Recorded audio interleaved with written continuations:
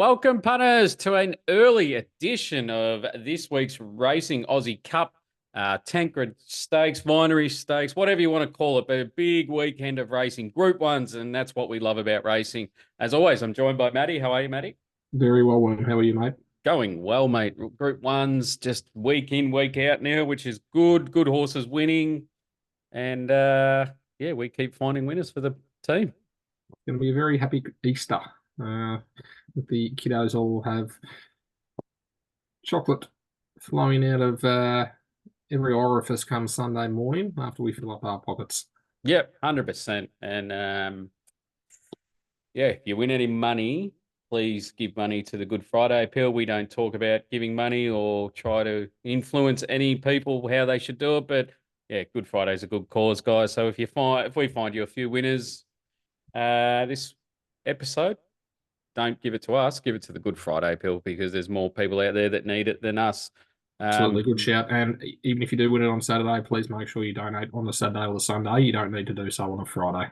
Yeah, 100%, mate. It's we'll find plenty of winners. So whatever one it is, please donate because I'll be putting up a $50 multi, and whatever I win, it's going to the proceeds.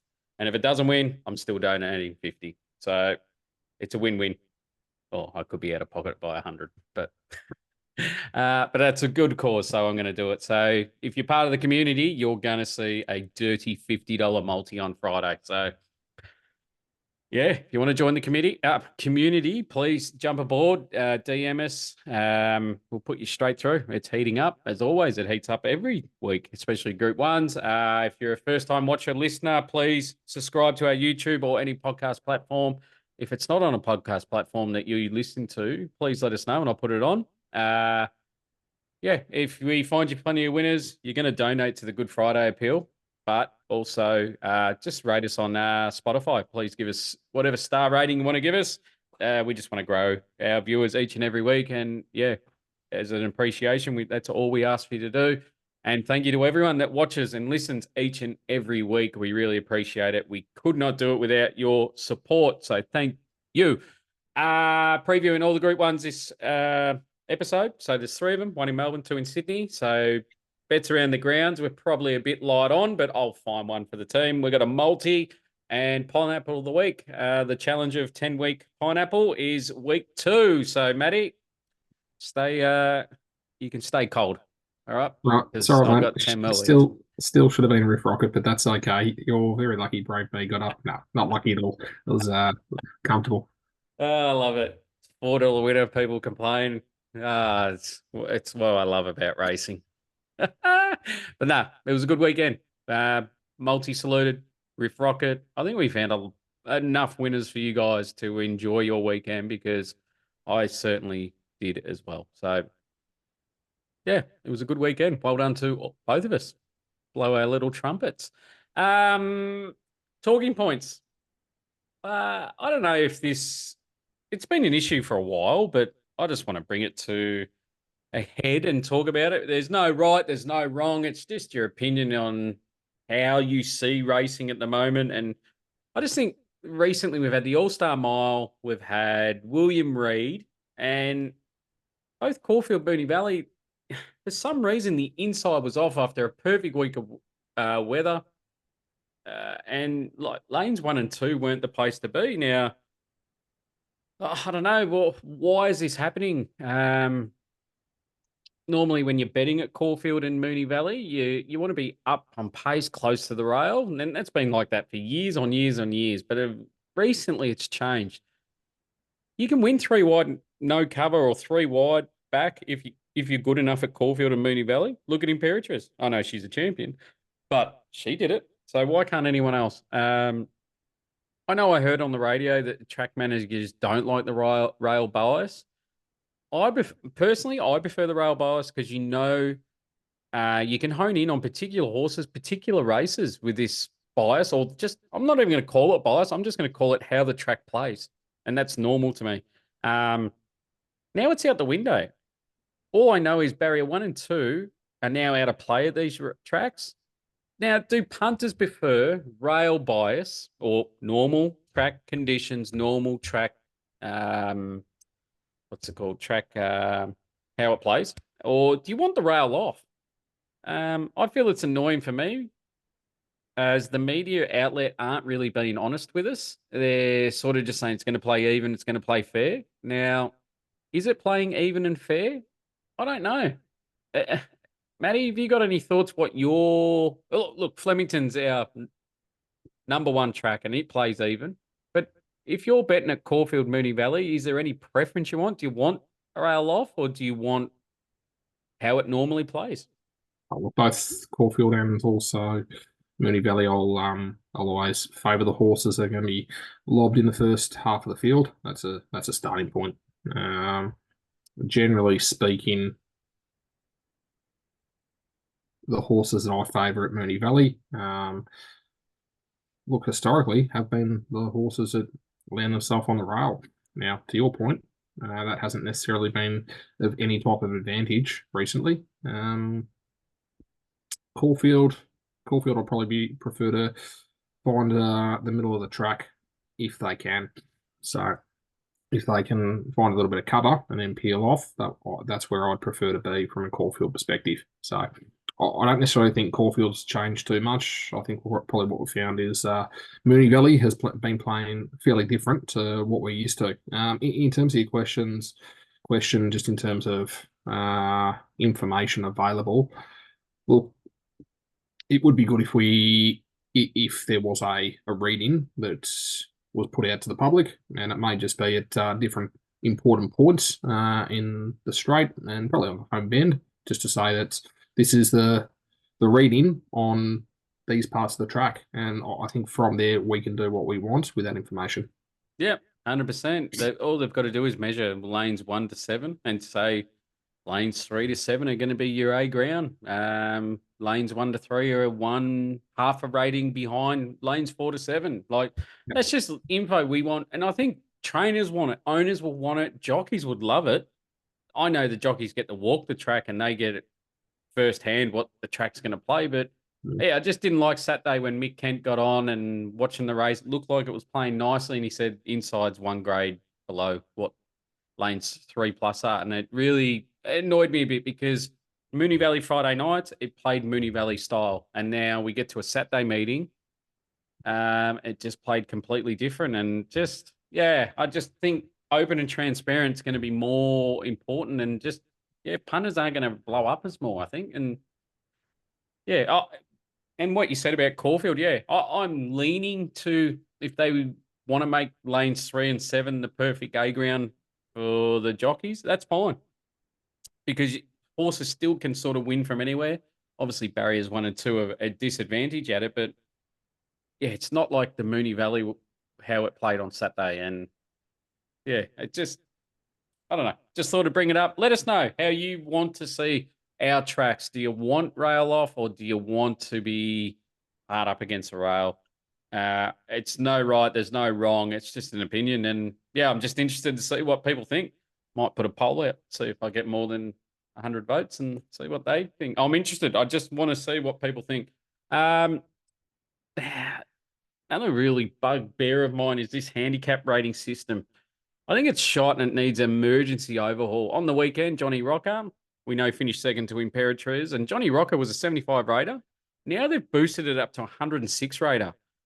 I don't know how they can justify that. The horse recently won a benchmark 70 at Mooney Valley, and now this horse needs to be aimed in the Group 1, Group 2s.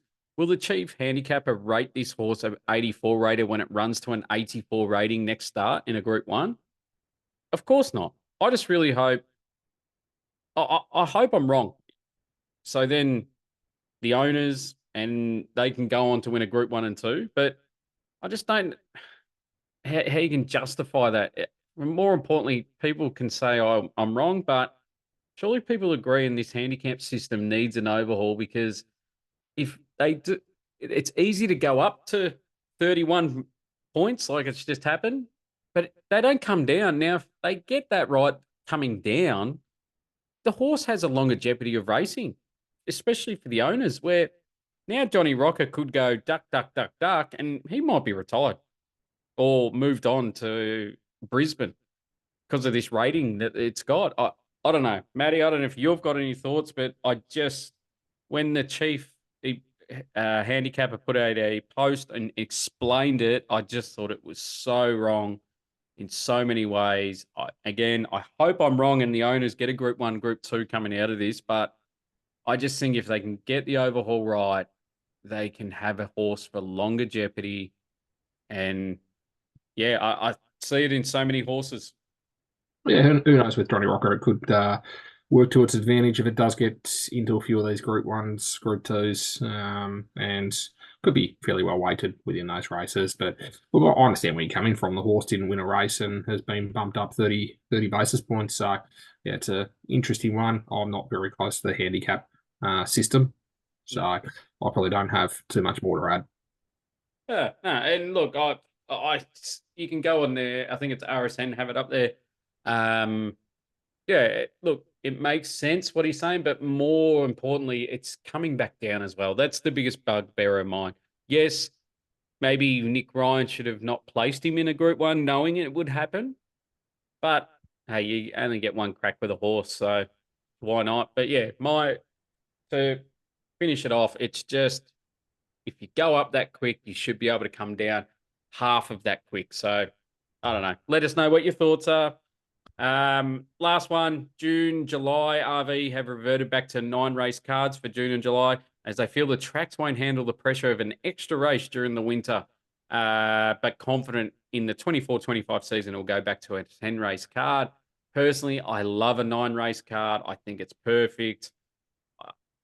I get the track managers have spoken up, but what are you going to do next year in the next winter? Are you going back to 9 because the track's not going to be handled? I don't know. I respect the track managers and how they want to do, but yeah, I personally like 9 race cards. Matty, your thoughts? Look, I think give the track managers credit. I think if they believe that the tracks aren't going to hold up to that many races, then quite comfortable for them to pull one back during the off season. Yeah, beautiful. And I think 10 race cards should be held for the big prestige races. That's just my thoughts, but could be wrong. Yeah. You could just fill them up with highways and midways. Oh, yeah, they're lovely. Yeah, 24 horses in a midway. Beautiful. Um, uh, the only thing they're good midways are good for is reading the track pattern. There you go. Track stats. Good segue. Bing, bing. Flemington railed true. With this rail position, I think every horse gets their chance. But giving the leaders in circle race a little bit of a negative mark, as it's very hard to lead all the way in the circle races at Flemington. Keep an eye on the winds. They play a big part at Flemington. Down the straight, should play quite well and be looking for horses up on speed. So that's for Flemington. Rose Hill, rail 6 metres here. Now, we knew the insides have been quite off of late, especially in back-to-back meetings. So for me, if it's 6 metres and if the track stays in this good range, would we be looking for bleeders and close to this rail? It's definitely a watch and act. Rain is tomorrow, 1 to 5 mil, 70% chance, and then dry and warm for Friday and Saturday. So good 4 I'm working on. Yeah, it'd be definitely interesting to see if they're going to be hard up on that rail or will they be 1 and 2 off like they've been the last couple. Flemington, we're going to preview first race 8, 2,000 metres, Group 1 Aussie Cup. Matty, give us your thoughts. Right, mate. We'll start with Mr. Brightside, 240 in this field. I wonder if Mr. Brightside got over Romantic Warren and Cox Plate, if it would still be 240. No. Oh, yeah, no. It'd be, yeah, $1.80. I think it would be too. So need to take that into consideration. This horse, look, this will obviously be a different race shape with Pride of Jenny, but just keep that in the back of mind, mate. For me, in this race, I landed on a tissue being out in front. Here, I think it's a horse that is well and truly suited to the 2,000 metres. Definitely proven winner of Group 1 McKinnon last spring. And I think that it's well and truly suited to this type of field, this type of tempo. And I do have it on top. There are two others I need to have something on. Now, Young Werther running round. I think you're saying you could get as good as 35 to $40 at the moment for a fair Young Werther. I can't let it run around at that price without having a nibble on it. Now, it did win last start in the Australian Cup prelude and doesn't generally back them up. So I definitely can't have it on top. But in terms of the quality of this horse, it should not be paying 30 odd dollars. So I'll definitely be having something on Young Werther at that top price. And also Legato. Now, yes, probably hasn't been running as well over in New Zealand as what we would have been expecting. But you've got to remember, this horse came across to Australia and won the Australian Guineas over the 1600 metres, stretching out to 2000 metres last start. Didn't look like it was too much of an issue for the horse. Probably not running as well as what we would be expecting. But again, double figure odds, around about that $12 to $15 mark, depending on who you're playing with. I can't let Legato run around at that price. So Worm, Atisha on top, followed by Young Werther, Legato. Oof, can't believe that I'm leaving Mr. Brightside out, but I'll probably just, even though it is paying 240 and it was a pimple away from winning a Cox Plate over 2,000 metres, I still believe that the best of this horse is over 1,600. Worm, your thoughts? Um, Looking at Legato, I I didn't have it in my notes, but when you mentioned the Australian Guineas, won this 12 months ago, Australian Guineas. I'm looking at what's come out of that race, and geez, I don't know. Attrition, Japanese Emperor can't get out of its own way. Bank Moore going well, Amendable going okay. Jackanose off to rooting. Elliptical Hong Kong, Virtuous Circle, no. Eltington Road, no. Fortune Teller, no. Laced Up Heels, no. Mr. Maestro, no. Muramasa, going okay. Is that? Yeah, I not bad. think yeah. Look, And then you probably say attrition. About the only one in yeah. that race. So yeah, it's just maybe he's just going as well as he is, and there's not much improvement left out of him. Mm, But coming back to Flemington, you got to respect that. Some horses just thrive at Flemington. So $14, I think, is the right price for that horse. I'm not going to take him on and say he can't win, but yeah, I think the price is exactly right for it. Mr. B, Brightside. I've never been really a fan of this horse at 2,000 metres, but barrier one I feel will suit this horse. It gets its best chance of running 2,000 metres. yep. Won't be spotting Pride of Jenny that big of a head start like last start. Probably around 5 lengths when straightening. Really hard horse to assess for me. I don't know if I want to be with it or against it. Uh, Again, we know he's slowly going to be out of the gates, but Willow has the chance to hunt him up, prove the owners wrong, and get a victory, which is more important to stick it up those ones that wanted to vote him off for Zach Purton. So yeah, can't be with it, can't be against it. Respect the $2.40. Cascadian, he was spotting Mr. Brightside 2.5 lengths in the All Star Mile off its back. Ran well. I'm just worried he'll be spotting Mr. Brightside more of a head start than last start. So how do you turn the tables there? Did win the Australian Cup 12 months ago. Would love to see this horse win it again, but worried he's going to be spotting that leader and Mr. Brightside too much to be overturning. Agree with you, Matty, on Young Werther. Don't let him get under your guards. When I typed this up earlier today, it was 34s, now into 26s. So someone agrees with us here, Matty, and it wasn't my money, and I reckon it wasn't yours either. So someone's had $5 each way at the early knob, and they've marked it down to 26s at the green machine. Yeah, this horse finished third, beaten 1.95 in the McKinnon last spring, who won by a tissue. So 100%, I think he goes in all your same race multis. Pride of Jenny. Now, this is the interesting one here, Matty, and there's some theories to this, and it'll be interesting to get your thoughts on this once I'm done. Pride of Jenny, we know this horse will do and how it's been going. We know what he's going to do, and we know how he's running. Can't knock it. But I feel I found a knock on this horse. This won't be spoken about but Declan Bates' ride needs to be absolutely spot on perfect to win this. If he rides this horse like 1600 meters with that same tempo, this horse will be looking for air for the 200 meters and it might collapse. And it will be beaten 8 lengths if that's the case.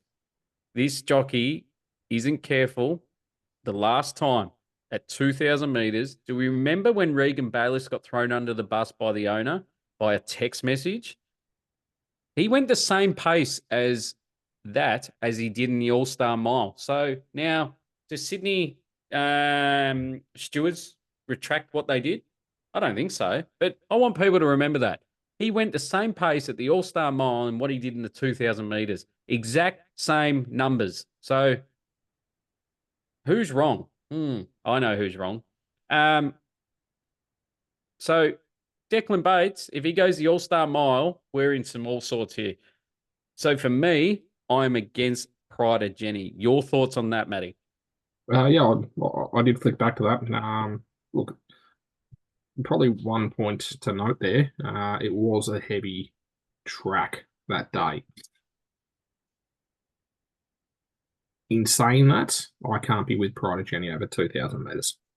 No, correct. And nothing against Declan Bates, but I don't know if he has the ability to change the way he rides it over 2,000 meters. And if he does, it's going to be an 11 out of 10 ride. But for me, I'm taking this horse on. A tissue, this horse faced Pride of Jenny in the Empire Stakes in November. It spotted Pride of Jenny 17 lengths at the 600 meter mark. With a small field this Saturday, I feel it'll be only around 10 lengths at the 600. Pride of Jenny, if she can run like she did in the Empire Rose, she can win it. But I don't think so. But I feel if a tissue runs like it does in the Empire Rose, it just needs to repeat that and it will go straight past Pride of Jenny, especially over 2,000 meters, which it has ticked that box before. 5 starts, 3 wins. I'd love to see that. Bright side, Pride of Jenny, haven't ticked the 2,000 meter box yet. B Shingo's on board, big tick, which I love. This horse goes on top, and I feel the 550 is a good price to go and have a bet at. Any final thoughts on Australia Cup, Matty? No, mate, I think we've summed up quite well. Look, it is an open field, but look, I think a tissue is a horse that is very well positioned to be winning a race like this. Yeah, barrier number 5, I think it's going to be able to get a sit wherever it needs to. And generally speaking, it'll probably get a trail into the race, feed up towards Pride of Jenny, who you assume 200 to go will be running up and down the spot. It'll be interesting to see how much gas that Mr. Brightside has got over that last 200 as well. But intriguing race. Yeah, I think it's a better race than what we thought it would be with the tissue being in it now. Yeah, I think it's a good price. And I think they might come for it because it's numbers that it did over 2,000 meters. And at Flemington, what it does is something good. So it's definitely, for me, it's the best 2,000 meter horse in the race. But yeah, I just keep going back to the Cox Plate with Mr. Brightside. And yeah, it definitely worries me that I won't be on Brightside and it's able to do that.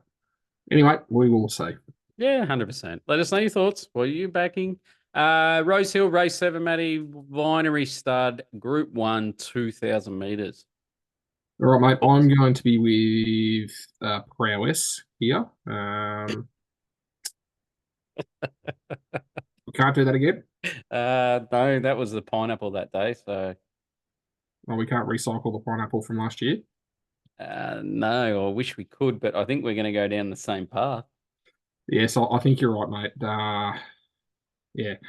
Look, interesting race, and I think we're going to come to a similar outcome to where we found Prowess. Unfortunately, we did get Prowess at a much better price last year. I think it was around 350. Or chess drill, around that $1.60 mark at the moment. I don't necessarily know if that's a play. Outside of that worm, and I'll let you talk about its New Zealand form. Be a little bit closer to that than what I am, but all the numbers are telling me that it's a clear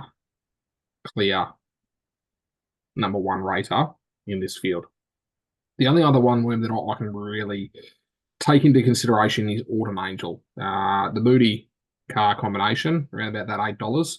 I think it's definitely been progressing nicely through the grades. I think it's going to be a benefit getting up to 2,000 meters here, and at that $8 definitely needs some consideration. But yeah, our favourite here with the New Zealand form,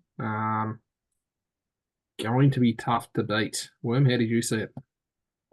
So I've looked over the previous winners of the Vinery Stud Stakes, and these are some of the best horses that have won it, Matty. So I think we're going to have to look for the best horse. So Special Harmony, Hello Bullet, Serenade Rose, Miss Finland, Purple, Faint Perfume, Machine, Norzita, Lucia Valentina, Single Gaze, Very Elegant, Shout the Bar, Hungry Heart, Fangirl, Prowess, all very, very good horses.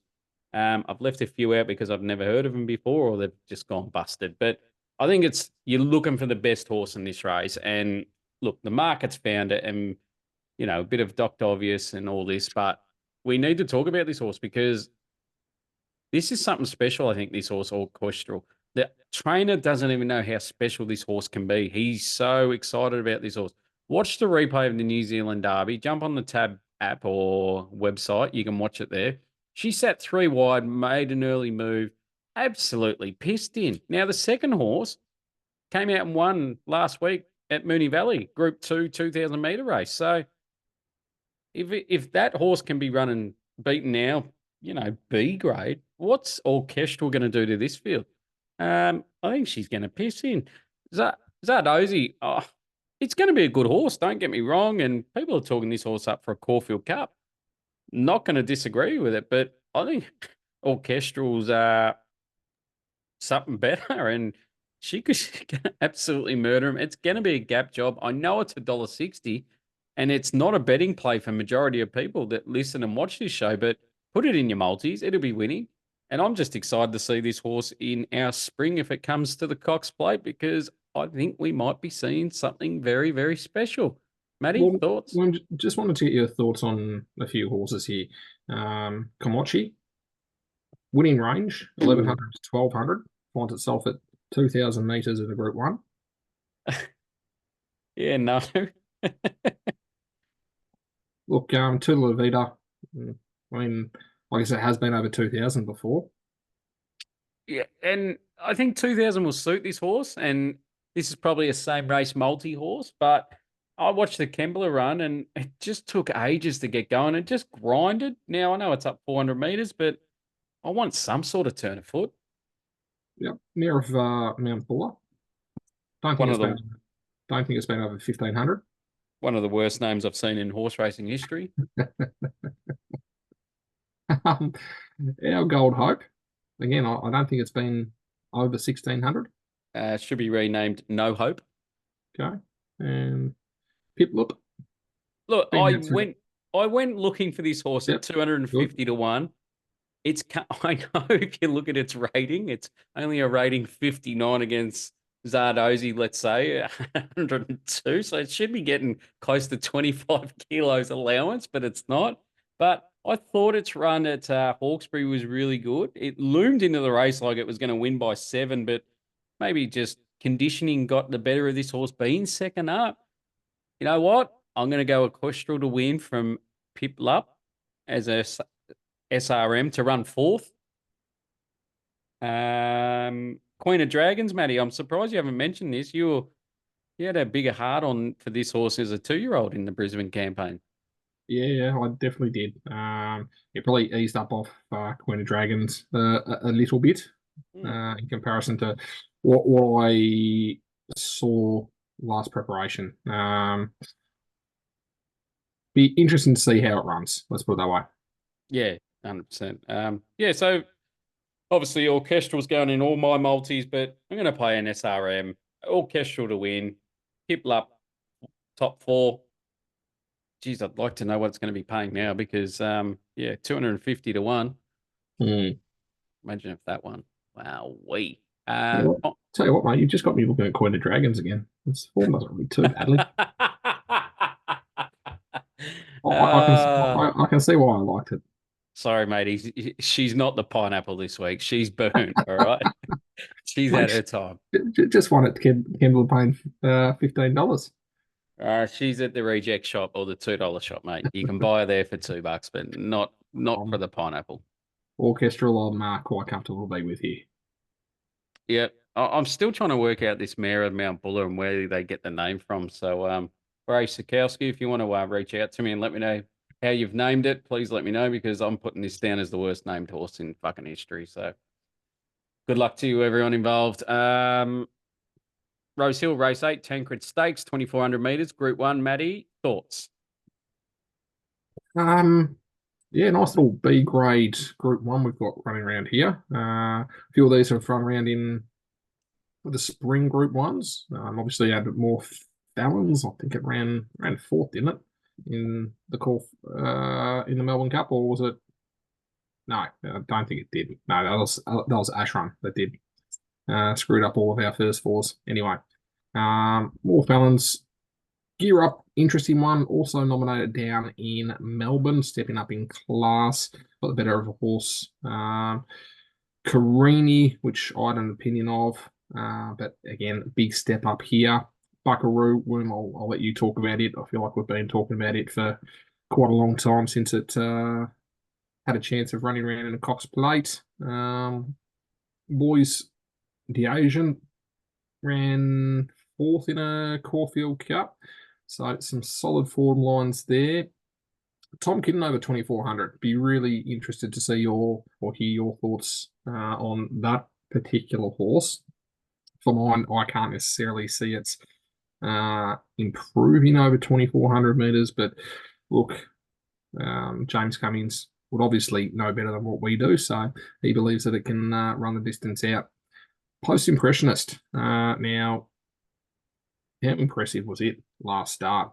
Just absolutely braining them. And Worm, for that reason, I can't really go past Post Impressionist here. Now, I feel a little bit bad going for steering our punters into two favourites up in Sydney in the Group 1s, but they are both clear on top raters. I think outside of that, I'll be taking a closer look at Military Mission. I think the way that the race is going to run, I could potentially see this horse crossing and getting a fairly soft lead. And as I mentioned, more Fallons winning over 1,900 in the Parramatta Cup, only going to improve going up to 2,400. So the Wallace stable may have got this or may have found the secret for more Fallons. So it needs to be taken into consideration. But Worm, Post Impressionist, clearly on top again for me. I've renamed this race the Whispers Racing Podcast Group 1 because every horse in this race we have backed. We've mentioned it as a bet in the podcast. So this is a real new heights for us. So we're going global now, mate. So good luck to every single horse in here because we have tipped you and backed you at some stage.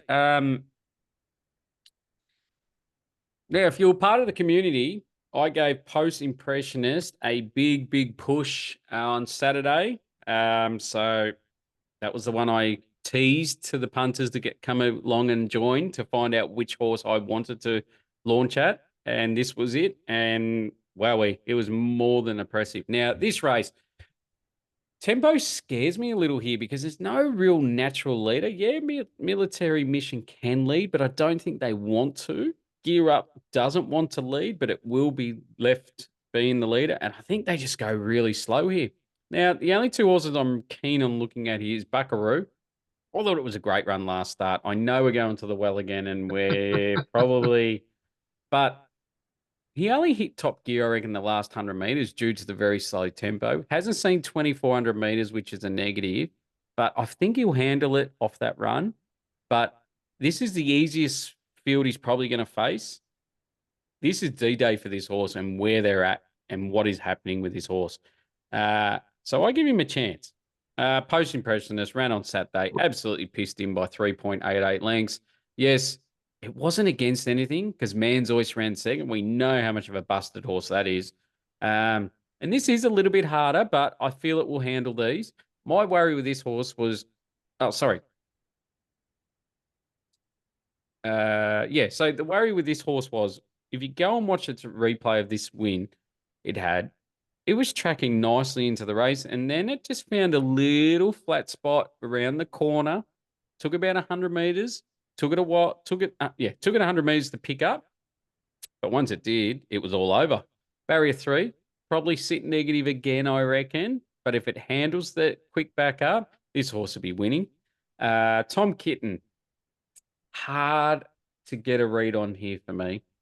Thought it might have won a race this prep. Got a peach of a ride from Huey last start, but might have been in the inferior ground because the inside was a little bit touch off. Do you forgive this horse or do you pen this horse? Finally gets out the 2,400 meters, which I feel will suit, but this is against older horses. I think it's just a weird decision. I don't think this was a decision made early in the prep. I think this might have been just the spur of the moment. Huey might have got off and said it needs 2,400 meters. So, yeah, I think this is a market bet wise. So, if it firms, I think you're going to have it on side. If it drifts, just let it go. But I'm very happy to be with Post Impressionist. Any final thoughts, Matty? Worm, Sydney Cup market. Yes. You'd imagine that this is the natural progression from this field. Post Impressionist at 280 just coming from $3. Ash Run second favourite at $6. More Fallons $8. Ahmad $11. Circle of Fire $11. Boys the Agent 15. Military Mission in this field 15. That's about all that's worth mentioning. But what price will Post Impressionist be if it wins this and wins it comfortably? $1.80. I'm just really annoyed I didn't make it a bet for the community before the race. It caught me off guard. Didn't think it would. Yeah, done by me. I normally are all over these sort of bets, but this one got past me. But yeah, $1.80. It's more, there's a race down in Melbourne that might shape it a little bit better if Post runs second. There's the Roy Higgins on Saturday at Flemington that With might Clintanius. Dunkel. Yeah. So they might play a feature in the Sydney Cup. So yeah, it's not over yet, but I just looking at more Fallons here. I'm really intrigued that J Max taking the ride on now. Whether that's necessarily for this race or for the Sydney Cup, I think they may have an eye on the Sydney Cup, and this is could be a bit of a warm up for it. So yeah, I think just keep more Fallons quite close. yeah, yeah. Hard to get a read on J Mac. He probably would have had first choice, but Tommy Berry's ridden Buckaroo before, so I wonder if Tommy's had that and he's just landed on this one. But I wouldn't read too much into it. If you like more Fallons, you just back it. You gave it a good push, Melbourne Cup, Matty, so you've definitely got to keep following it. Yeah, I reckon it's a good race. I know it's low on quality for a Group 1, but nice little race, I reckon, in Sydney, this one. Around the grounds, anything for around the grounds, Matty? Well, Matty, sorry, yeah, I did actually, while you were speaking a little earlier, I went fishing and I Oh, found myself in Oakbank yes. on Saturday. I just thought I'd have a squeeze and see what was running around. And in race 7, a horse that I'd followed and didn't mind over here. The Hayes boys have taken Tijuana over there. Now, hasn't necessarily set the world on fire across this preparation, but when I'm having a look at the field, very, very shallow. Currently it's $7, so I'm quite comfortable for my around the grounds. Over 1,400 Tijuana, jumping from barrier number 9 at 427 on Saturday afternoon at Oakbank. So I'm sure there'll be a lot of people who are in between races and just wanting to have a little bit of a spec. I think Tijuana's worth a spec at $7. Would you say it's D-Day for this horse? Oh, look, what I would say is not too long ago, I was running around in benchmark hundreds, handicaps, listed races, and also group races. Ran second in a benchmark 100 not too long ago. So it's running around in the benchmark 100. It's got these horses well and truly covered. Now, in terms of D-Day, yeah, it hasn't done too much across, what's that going to be, kind of the last 6 months or so. But the horse has definitely got ability and finds itself in a much easier race here. So look at that price, I wouldn't be taking it at $3-4, and there's a chance it starts at a price like that because these pools aren't going to be very good or very big, I should say, and they'll definitely have a look at the form of this horse. See, it's been running around in Caulfield Guineas, running fifth in the Caulfield Guineas to the Golden Mile. Hmm. And then it finds itself at Oakbank. Now, it doesn't necessarily mean that it's guaranteed a win, but yeah, I don't necessarily know how long $7 is going to be offered on a horse like this. Yeah. One thing with Oakbank, keep an eye on the racing, guys, because from memory, Oakbank doesn't favour horses inside. It favours middle to outside. It has the perfect barrier to be there, Matty. So, yeah, no, not the biggest fan of the horse, as we know, but I'll follow you in. If you've found an edge, it's always a good one. Worth a spec. Yeah, no, agree. Yeah, $7 is, yeah. Around the grounds for me, Yarra Valley Friday, the big, what would they call it? Oh, I can't even think of the race, what they call it, but it's race 7, number 3, Brudenell. Nice win last start, drops him weight from listed grade. This is basically a listed rate. It's a special race, they call it, but it's basically listed grade, as I said. It's going to be semi-hot day for Good Friday in Vic. It's going to be around 27 degrees. So I think that's going to favour horses up on speed and close to the rail. Hard of the track, close to the rail. With barrier 1, just needs to hold its spot. Its main dangers and leaders are going to be outside and will have to work from that outside draw. We don't have to work at all. We can just wait for one last run, camp behind the leaders. And I think the price is good enough to have a bet too. So that's race 7, number 3, Brudenell, Yarra Valley, Friday. Multi-time, Matty. I'm going to chuck in a tissue the place and orchestral the win. What are you throwing in? I'll see you've taken both of mine. We'll go Flemington race number 1. Yeah. Rich Fortune, the place. I think it's paying about $2.70 and $1.50 at the moment. But just remember, 2 starts back, ran 5th to Imperatriz in the Lightning, only 2 lengths off. It did go up to Sydney. Didn't like the Sydney way of going. Back down here, I think it's quite a good bet. Rich Fortune in race number 1.